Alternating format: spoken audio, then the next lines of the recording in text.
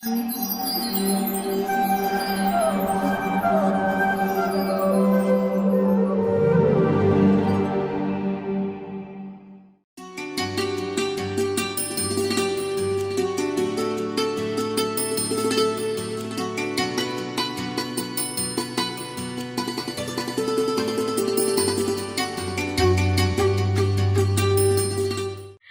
कृष्णा। आज के कार्यक्रम में आप सभी का हार्दिक स्वागत है। हमारे वक्ता हैं श्रीमान प्रशांत मुकुंद प्रभु जी। प्रभु जी ने दिल्ली विश्वविद्यालय से इंडस्ट्रियल केमिस्ट्री में ग्रेजुएशन करने के पश्चात symbiosis institute of business management से MBA किया है। प्रभु जी कॉरपोरेट व मीडिया के विभाग में भी कार्य कर चुके हैं। श्रीमान प्रशांत मुकुंद प्रभु जी इस्कॉन के संस्थापक आचार्य भक्ति वेदांत स्वामी श्रील प्रभुपाद के प्रिय शिष्य परम पूज्य गोपाल कृष्ण गोस्वामी महाराज के दीक्षा प्राप्त शिष्य हैं। वर्तमान में प्रभु जी इस्कॉन दिल्ली के अनेक प्रचार कार्यक्रमों यथा भगवत कथा एवं भगवन नाम प्रचार कार्य में भी अपना योगदान प्रदान कर रहे हैं।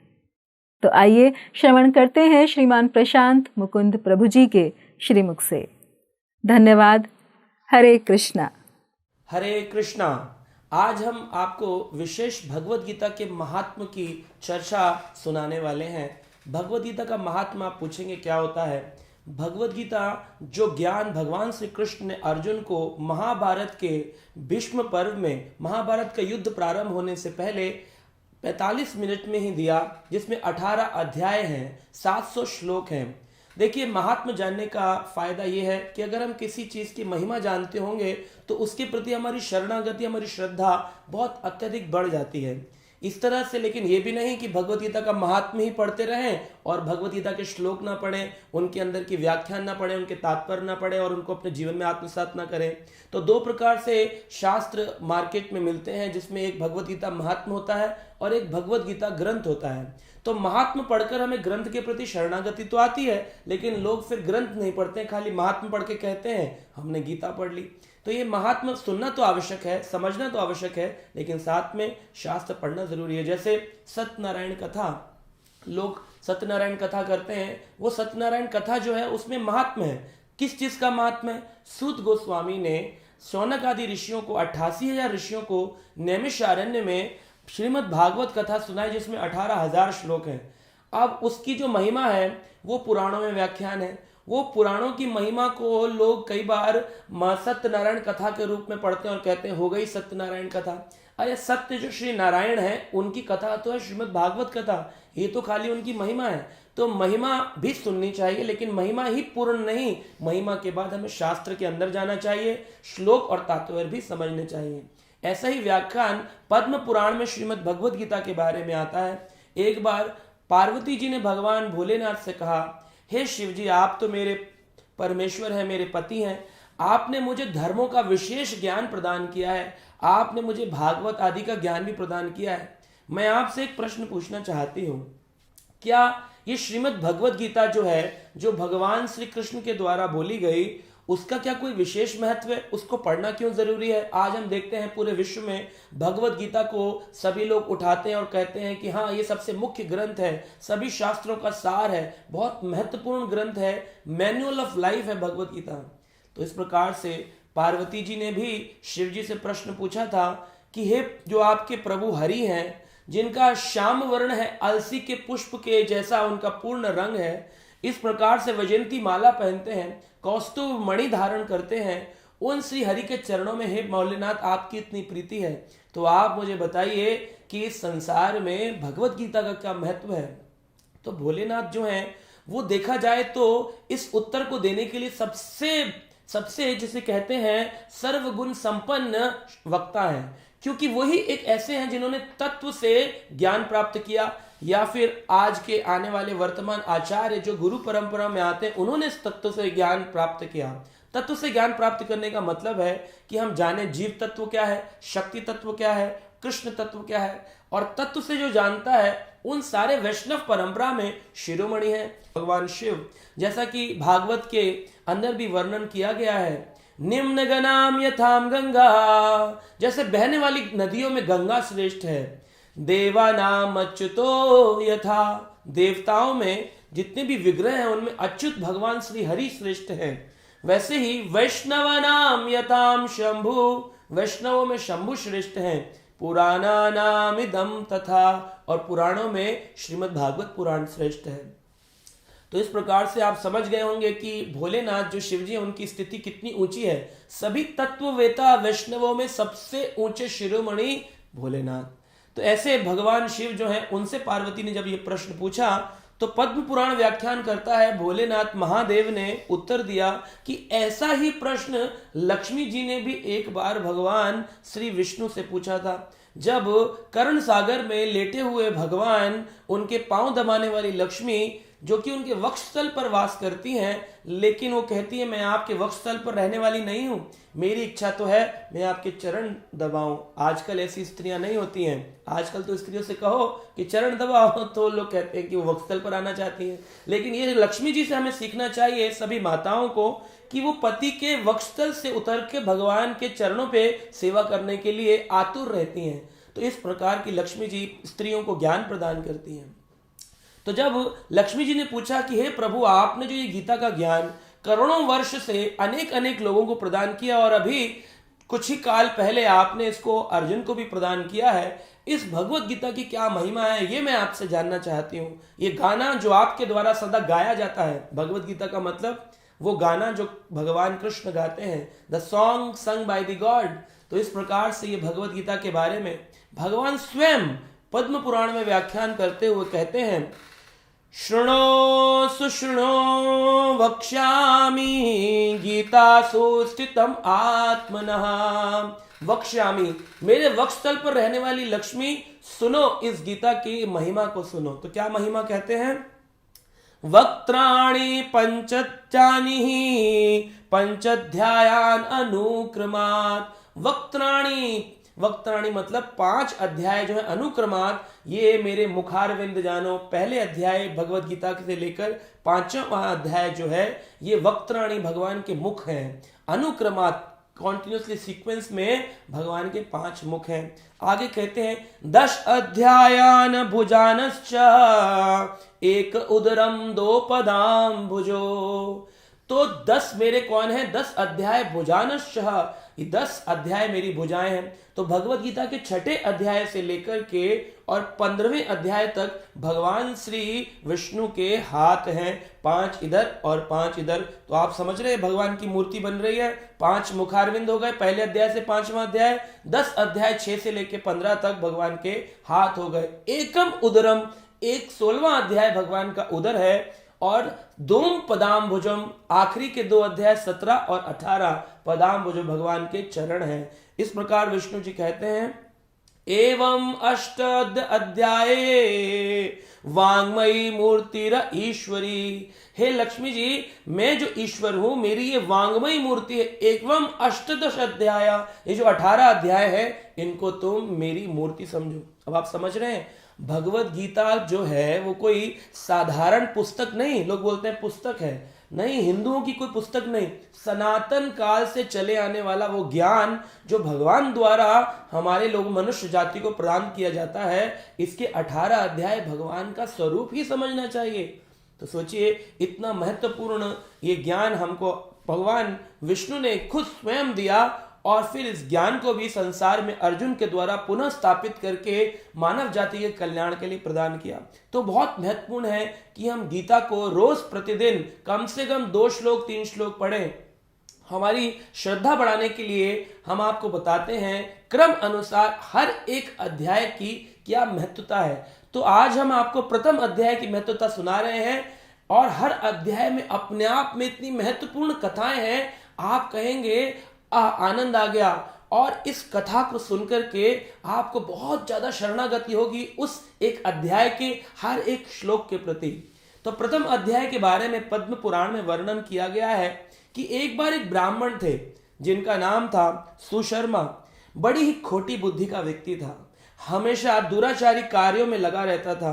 कहें तो वैदिक ज्ञान के विपरीत अगर कोई खल कामी हो, उनका शिरोमणि था। ऐसा व्यक्ति मांस मदिरा का पालन भी करता था। जैसे हम 4 नियम का पालन करते हैं, मांस नहीं खाते, मदिरा नहीं पीते, जुआ नहीं खेलते, परस्त्री संग नहीं करते, 4 नियम एक वैष्णव पालन करता है। ये चारों नियमों को पूर्ण रूप से तोड़ता था और इतना ज्यादा शिरोमणि था पाप के नियम को पालन करने में। तो पापाचारी होने के कारण ये जो था अपने अगले जन्म में एक बैल बनकर के प्रकट हुआ, और बैल बनकर के प्रकट हुआ तो यातनाएं भोगी। पहले तो जाकर के इसने अपने पाप के कारण नरकों में, नरक शब्द का अर्थ है नरका, नरका किया हुआ जहां भोगना पड़ता है उसे नरक कहते हैं। तो सुशर्मा जो कि ब्राह्मण जाति में उत्पन्न हुआ, ब्राह्मण जाति जो है वो खाली सरनेम नहीं है, चतुर्वर्णम मया सृष्टम गुण कर्म विभागशः भगवान गीता में कहते हैं गुण और कर्मों के आधार पर हमको समझना चाहिए। तो कहने को तो ये जाति का ब्राह्मण था, लेकिन इसके गुण और कर्म ब्राह्मणों वाले नहीं थे। नरकों में इसने यातना भोगने के बाद में जब वापस पुनः पृथ्वी पे आया तो इसने बैल की योनि प्राप्त करी, बैल बनकर के प्रकट हुआ। अब जब ये बैल बनकर आया तो एक अपाहिज व्यक्ति ने इसको बैल के रूप में खरीद लिया और इसके ऊपर आरूढ़ होकर के वो अनेक अनेक यात्राएं करने लगा। कहते हैं कई वर्षों तक इसने उनके साथ में जीवन व्यतीत किया। तो पहले था ब्राह्मण, फिर सर्प के काटने से इसकी हो गई मृत्यु, फिर गया ये नर्क लोकों में, और नर्क लोकों में यातना भोजने के बाद में बना बैल एक अपाहिज के घर में आ गया। वो अपाहिज एक दिन इसको ऊंचे पहाड़ी इलाके में ले जा रहा था और खूब इसको डंडों से मार रहा था कि चल आगे चल, चल आगे चल। और ये पसीना बहाता हुआ बैल जो कि कई वर्षों से उस अपाहिज के पास रह रहा था, थक करके पसीने से लथपथ हुआ और धड़ाम से पृथ्वी पर भूमि पर गिर पड़ा।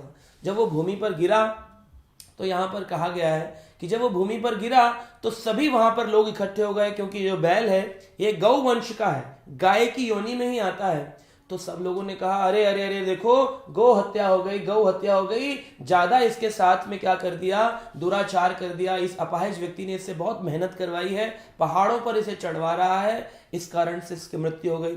तो सभी लोग बोलने लगे गौ वंश होने के कारण हम अपने पुण्य इसको अर्जित करते हैं, हम अपने पुण्य हमने अर्जित करते हैं, हमने कभी कोई पुण्य किया हो तो इस बैल को मुक्ति प्राप्त हो जाए। इस प्रकार से सब बोल रहे थे। इसी भीड़ के अंदर एक वैश्या भी थी।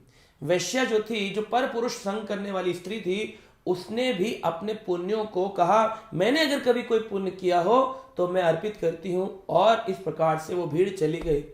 लेकिन जब इसको अब अंतिम समय के बाद ये प्राण निकल करके वापस यमराज के लोक में पहुंचा और दोबारा इसके जन्म का निर्णय किया गया, बहुत ऊंचे कुल का ब्राह्मण बन गया और अब तो गुण और कर्मों से भी ब्राह्मण बन गया, वेद पाठी ब्राह्मण बन गया, शास्त्र पढ़ने लगा, शास्त्र रटने लगा, शास्त्र सुनाने लगा, शास्त्र व्याख्यान करने लगा और सभी लोगों का जन कल्याण करने लगा। लेकिन इसे अपना पूर्व काल स्मरण था। इसने कहा मैं जब बैल बना था एक वैश्या ने मुझ पर बड़ी अनुग्रहता करी, बड़ी कृपा करी, जो अपने पुण्यों को मुझे प्रदान किया। तो जाकर के मुझे उस वैश्य से पूछना चाहिए कि सभी लोगों के पुण्यों में से सबसे अधिक पुण्य जो यमराज ने कहा कि उस वैश्य के पुण्य से तुम भक्त बन गए हो, ब्राह्मण बन गए हो, मुझे पूछना चाहिए उसने ऐसा कौन सा पुण्य किया। तो उस वैश्य के पास गए और आकर के पूछा कि ओ माता, आपकी बड़ी कृपा हुई जो मैं बैल योनि से मुक्त होकर के वापस इस ब्राह्मण के शरीर को प्राप्त कर पाया, आज शास्त्रों को पढ़ पा रहा हूँ, गीता भागवत का पठन करता हूं, व्याख्यान करता हूं, आपने कौन सा पुण्य मुझे प्रदान किया था। वैश्या बोली वो मैं नहीं जानती हूं, अगर ऐसा सच में कुछ हुआ था तो इसके बारे में जो पुष्टि कर सकता है वो मेरे कक्ष में रहने वाला एक शुक है, तोता है, वो शुक ही इस बारे में आपको बता सकता है, क्योंकि शुक जो है कुछ बोलता रहता था, मैं सदा सुनती रहती थी और सुनते सुनते सुनते मेरा अंतःकरण शुद्ध हो गया, मैंने वैश्यवृत्ति का कार्य छोड़ दिया और मैं भगवान के भजन में लग गई। तो फिर उस ब्राह्मण ने उस शुक से पूछा, हे शुक, आप मुझे वर्णन करें, आपने क्या पाठ पढ़ा जिससे वैश्या का अंतःकरण शुद्ध हुआ, इसके पुण्य से मैं मुक्त हो गया, बैल की योनि से ब्राह्मण बना। तो ये शुक बताने लगा, कहता है मैं पूर्व काल में क्या बन गया था, एक बहुत बड़ा ब्राह्मण था, और ब्राह्मण तो था लेकिन मुझे अपने ज्ञान का गर्व हो गया, घमंड हो गया, और मैं सभी लोगों के ऊपर दोषारोपण करता था और सभी के अवगुणों को ढूंढता था, यहां तक कि मैं अपने गुरु के अंदर भी, ध्यान देने वाली बात है। यहां तक कि ज्ञान का गर्व व्यक्ति को सतोगुण भी एक प्रकार का बंधन है। कई बार लोग बोलते हैं हम लहसुन प्याज नहीं खाते, हम मांस मदिरा का सेवन नहीं करते, हम रजोगुणी नहीं, हम तमोगुणी नहीं है, हम सतोगुणी है। सतोगुणी भी कई बार बंधन कारक बन जाता है, क्योंकि सतोगुण में भी बंधन तो है। रजोगुण जो है, तमोगुण जो है वो लोहे की रस्सी है, रजोगुण चांदी की रस्सी है, सतोगुण सोने की रस्सी है, लेकिन रस्सी तो है। इस सतोगुण में रस्सी क्या है? सतोगुण में आदमी ज्ञान तो अर्जित कर रहा होता है, सतोगुण जीवन तो जीता, लेकिन बंध जाता है। और ऐसा बंध जाता है कभी कभी उस ज्ञान के अहंकार से वो जकड़ लिया जाता है और उसका अधोगति हो जाती है। तो इस प्रकार से ये जो ब्राह्मण था, इसके अंदर इतना अहंकार आ गया, उस शुक ने कहा, और उसके फल स्वरूप क्या हुआ, जब मेरी मृत्यु हुई तो मुझे तोते का शरीर मिला, शुक का शरीर मिला। लेकिन क्योंकि मैं ब्राह्मण था, मैंने शास्त्र पढ़े थे, तो इतनी कृपा हुई कि मेरे को एक ऋषि आश्रम में तोता बनने का मौका मिला। तोता तो बना, लेकिन ऋषि आश्रम का तोता बना। और वहां पर सभी के सभी ऋषि आश्रम में आने वाले गुरुकुल के जो छात्र थे, बच्चे थे, वो क्या पढ़ते थे? भगवत गीता के प्रथम अध्याय का पाठ करते थे। धृतराष्ट्र उवाच धर्म क्षेत्रे कुरुक्षेत्रे समावेतायुजुत्सवः मामकः पांडवश्चैवा किम कुर्वतः संजया। ये जो प्रथम अध्याय प्रारंभ हुआ, इसी प्रकार से मैं सारे के सारे अध्यायों को 45 के 45 लोग सुनते सुनते कंठस्थ कर लिया था। और तोता तो था, कंठस्थ कर लिया, बोलने भी लगा। लेकिन एक दिन एक बहेलिया ने मुझे ऋषि आश्रम से चुरा करके किसको दे दिया? इस वैश्या को बेच दिया। और मैं इसके कक्ष में रहने लगा, और इसके पापाचार को देख करके मुझे बड़ी घृणा आती थी, परंतु मैं आंख बंद करके प्रथम अध्याय भगवत गीता का बोलता रहता। और उन 45 श्लोकों को लगातार बोलते बोलते क्या हुआ, इसका भी अंतःकरण शुद्ध हो गया। इसको इतनी अज्ञात सुकृति प्राप्त हुई। अज्ञात सुकृति होती है जिसका हमें ज्ञान भी नहीं होता, और अनजाने में हमने किसी कथा को सुन लिया, अनजाने में किसी की प्रवचन सुन लिया, अनजाने में किसी शास्त्र को खोल करके पढ़ लिया। तो एक होती है ज्ञात सुकृति, मुझे पता है कि मैं वृंदावन जा रहा हूं, हरिद्वार जा रहा हूं, लेकिन यहां पर अज्ञात रूप में सुकृति प्राप्त हुई, जिसके कारण उस फल स्वरूप इस वैश्या का अंतःकरण शुद्ध हुआ। इसने अज्ञात सुकृति अर्जित करी, और सुकृति को जब तुम्हें प्रदान किया तो तुम बैल की योनि से मुक्त होकर के ब्राह्मण बन गए। इस बात को सुनकर के जितने भी लोग थे, वो शुक, वो वैश्या और वो ब्राह्मण, तीनों की श्रद्धा उस भगवत गीता के प्रथम अध्याय के प्रति हो गई। तीनों ने उस भगवत गीता के प्रथम अध्याय को नियमित रूप से पढ़ना प्रारंभ कर दिया और ध्यान पूर्वक उस अध्याय को पढ़ने लगे। इस अध्याय के अंदर, जिसका नाम है कुरुक्षेत्र के युद्ध स्थल में सैन्य निरीक्षण, तो जब महाभारत का युद्ध प्रारंभ होने वाला है, तो यहाँ पर अर्जुन 45 श्लोकों में अपने प्रश्न पूछ रहे हैं, जिसमें कुछ धृतराष्ट्र बोल रहे हैं, कुछ अर्जुन के द्वारा पूछे गए हैं। लेकिन भगवान श्री कृष्ण ने प्रथम अध्याय में कोई भी श्लोक नहीं बोला, क्योंकि भगवान इंतजार कर रहे हैं कि पहले मैं तुम्हारा सुनूंगा, उसके बाद मैं तुम्हारा जवाब दूंगा। तो इससे हमें शिक्षा मिलती है कि one can speak the Bhagavad Gita one who is a perfect listener. जो व्यक्ति सही रूप से सुनने का आदी होगा दूसरे के प्रश्न को, वही सही रूप से इसका उत्तर दे पाएगा।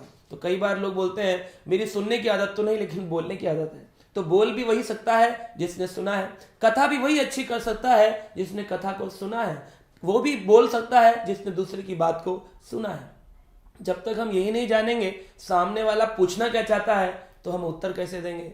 डॉक्टर भी दवाई तभी देता है जब पेशेंट की सारी प्रॉब्लम सुन लेता है। ऐसे ही भगवत गीता के प्रथम अध्याय में भगवान श्री कृष्ण बस अर्जुन की प्रॉब्लम सुन रहे हैं और उसको कोई उत्तर नहीं दे रहे हैं। तो इन तीनों के तीनों, ब्राह्मण, उस वैश्या और शुक ने क्या किया, लगातार इस भगवत गीता के प्रथम अध्याय का पाठ करना जारी रखा। और धीरे धीरे क्या हुआ, कुछ ही वर्षों में इन लोगों के अंदर इतनी भक्ति आ गई, अपने अंत काल में तीनों ही मोक्ष को प्राप्त किए, भगवान के धाम को प्राप्त किए।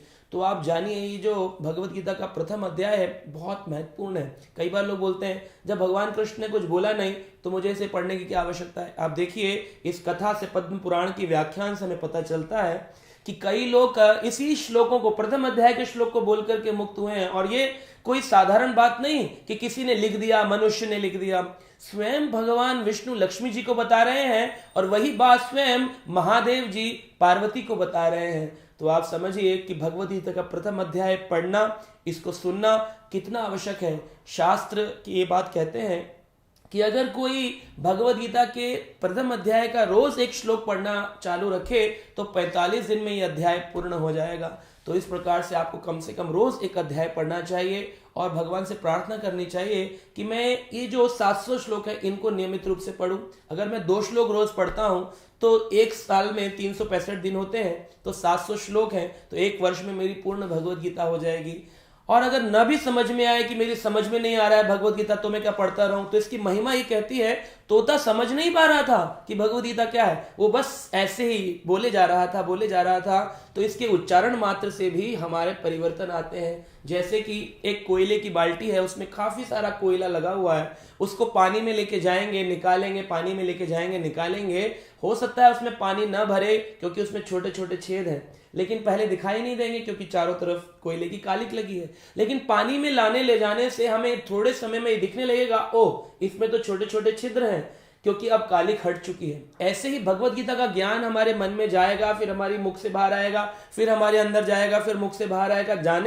आने जाने से क्या होगा कि हमारे हृदय में लगी कालिक समाप्त हो जाएगी। कालिक समाप्त हो जाने से मुझे पता चलेगा मेरे दोष क्या है, मेरे छोटे छोटे छिद्र क्या है, मेरे अंदर वो परेशानी, वो कहाँ कमी है मेरे अंदर, जिसके कारण मैं जो हूं गीता के ज्ञान को आत्मसात करके अपने जीवन में नियमावली में लेके नहीं आ पा रहा हूं। बस तो इसलिए ऐसा मत सोचिए कि बस मैंने महात्म पढ़ लिया तो गीता पढ़ने की जरूरत नहीं। महात्म पढ़िए, श्रद्धावान बनिए, गीता पढ़िए, आत्मसात करिए और अपने जीवन को सफल बनाइए। और इस प्रकार से आप लगातार हमारे आने वाले इन 18 अध्यायों के हर महात्म का श्रवण करिए। हर महात्म अपने आप में परिपूर्ण कथा को लेकर के आपके लिए आएगा। आशा करते हैं आप महात्म से प्रेरित होकर भगवद गीता के इस प्रथम अध्याय को पढ़ते रहेंगे। हरे Krishna. For more such devotional programs, please watch Hare Krishna Television. To get this channel, please contact your cable or DTH operator. For more information, please call 8767 845 845.